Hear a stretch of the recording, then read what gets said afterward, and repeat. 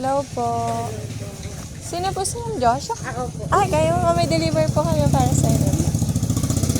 Hello.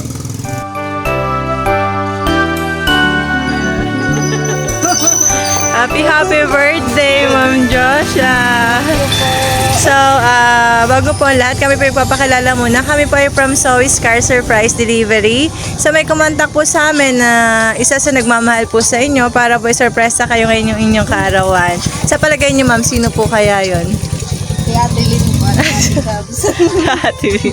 Ayan. May letter po siya para sa inyo, Ma'am. Basahin ko na lang po, Ma'am. Ako na po magbasa po. So, ito po, Ma'am, ang message po sa inyo noong nagpa-surprise po. Hi, baby girl. Happy birthday sa'yo. Always remember, Ate Lynn is here. Mahirap man o madali, always know na nandito ako palagi. You are very genuine and kind. You have the most beautiful, pure golden heart, and that's what I love about you. I know minsan may topak, pero carry lang yun, be. Basta okay ka at malakas na lumalaban sa buhay, okay na ako doon, be. Masaya na ako doon.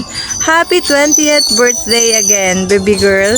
And please remember that I'm one call away whenever you need me.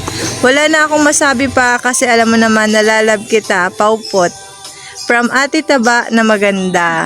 So yun, Ma'am. So yun po, Ma'am, yung message niyo sa inyo. Ano naman po ang message niyo po para sa kanya? Maraming salamat po, Ate.